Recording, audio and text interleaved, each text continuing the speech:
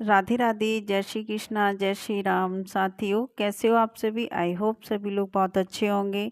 आप सभी का हमारे चैनल त्योहारों के रंग में हार्दिक स्वागत है। तो साथियों, आज है सोमवती अमावस्या। तो आज मैं सोमवती अमावस्या की पौराणिक कहानी सुनाऊंगी।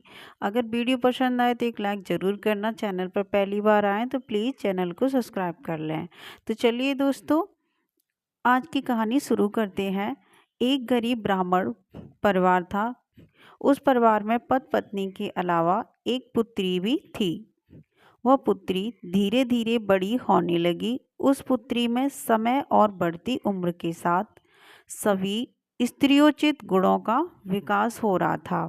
वह लड़की सुंदर, संस्कारवान एवं गुणवान थी, किंतु गरीब होने के कारण उसका विवाह नहीं हो पा रहा था। एक दिन उस ब्राह्मण के घर एक साधु महाराज पधारे। वो उस कन्या के स्वभाव से काफी प्रसन्न हुए। कन्या को लंबी आयु का आशीर्वाद देते हुए साधु ने कहा कि इस कन्या की हथेली में विवाह योग्य रेखा नहीं है। तब ब्राह्मण दंपति ने साधु से उपाय पूछा कि कन्या ऐसा क्या करे कि उसके हाथ में विवाह योग्य बन जाए। मतलब जो उसकी हथेली में विवाह योग नहीं था, रेखा नहीं थी जो विवाह की, तो उन्होंने पूछा ऐसा क्या किया जाए जिससे कि विवाह योग बन जाए। साधु ने कुछ देर विचार करने के बाद अपनी अंतर्दृष्टि से ध्यान करके बताया कि कुछ दूरी पर एक गांव में सोना नाम की धोबिन जात की एक महिला अपने बेटे और बहू के साथ रहती है, जो बहुत ही आचार विचार और संस्कार संपन्न तथा पतिपरायण है। यदि यह कन्या उसकी सेवा करे और वह महिला इसकी शादी में अपने मांग का सिंदूर लगा दे, उसके बाद इस कन्या का विवाह हो तो इस कन्या का वैधव्य योग मिट सकता है। साधु ने यह भी बताया कि वह महिला कहीं आती जाती नहीं है। यह बात सुनकर ब्राह्मणी ने अपनी बेटी से धोबिन की सेवा करने की बात कही।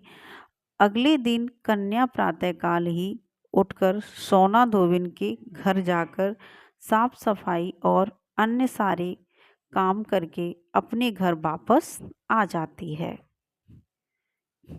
एक दिन सोना धोबिन अपनी बहू से पूछती है कि तुम तो सुबह ही उठकर सारे काम कर लेती हो और पता भी नहीं चलता। बहू ने कहा, माँ जी, मैंने तो सोचा कि आप ही सुबह उठकर सारे काम खुद ही खत्म कर लेती हैं। मैं तो देर से उठती हूँ। इस पर दोनों सास बहू निगरानी करने लगी कि कौन है जो सुबह ही घर का सारा काम करके चला जाता है। कई दिनों के बाद धोबिन ने देखा कि एक कन्या मुंह अंधेरे घर में आती है और सारे काम करने के बाद चली जाती है। जब वह जाने लगी तो सोना धोबिन उसके पैरों पर गिर पड़ी। पूछने लगी कि आप कौन हैं और इस तरह छुपकर मेरे घर की चाकरी क्यों करती हैं। तब कन्या ने साधु द्वारा कही गई सारी बात बताई। सोना धोबिन पतिपरायण थी, उसमें तेज था। वह तैयार हो गई। सोना धोबिन के पति थोड़ा अस्वस्थ थे। उसने अपनी बहू से अपने लौट आने तक घर ही रहने को कहा था। सोना धोबिन ने जैसे ही अपने मांग का सिंदूर उस कन्या की मांग में लगाया, उसका पति मर गया। उसे इस बात का पता चल गया। वह घर से निराजल ही चली थी, मतलब बिना पानी पिए चली थी। यह सोचकर कि रास्ते में कहीं पीपल का पेड़ मिलेगा तो उसे भंवरी देकर और उसकी परिक्रमा करके ही जल ग्रहण करेगी। उस दिन सोमवती अमावस्या थी। ब्राह्मण के घर मिले हुए पकवान की जगह उसने ईंट के टुकड़ों से 108 बार भंवरी देकर 108 बार पीपल के पेड़ की परिक्रमा की और उसके बाद जल ग्रहण किया। ऐसा करते ही उसके पति के मुर्दा शरीर में वापस जान आ गई। धोबिन का पति वापस जीवित हो उठा। इसलिए सोमवती अमावस्या के दिन से शुरू करके जो व्यक्ति हर अमावस्या के दिन भंवरी देता है उसके सुख और सौभाग्य में वृद्धि होती है। पीपल के पेड़ में सभी देवों का वास होता है, अतः जो व्यक्ति हर अमावस्या को न कर सके वह सोमवार को पड़ने वाली अमावस्या के दिन 108 वस्तुओं की भंवरी देकर सोना धोबिन और गौरी गणेश का पूजन करता है, उसे अखंड सौभाग्य की प्राप्ति होती है। ऐसी प्रचलित परंपरा है कि पहली सोमवती अमावस्या के दिन धान, पान, हल्दी, सिंदूर और सुपारी की भंवरी दी जाती है।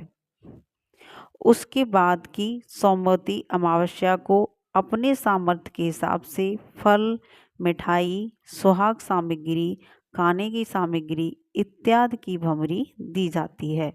फिर भंवरी पर चढ़ाया गया सामान किसी सुपात्र ब्राह्मण, ननद या भांजे को दिया जा सकता है। अमावस्या तिथि पर पवित्र नदियों में स्नान करना और इसके बाद दान करने का खास महत्व होता है।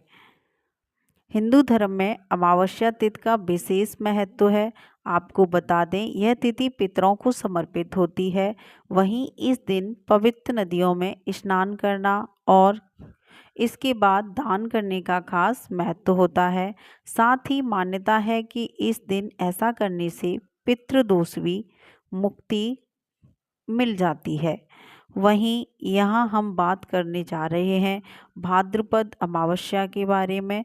पंचांग के मुताबिक इस बार भाद्रपद अमावस्या 2 सितंबर 2024 को मनाई जाएगी।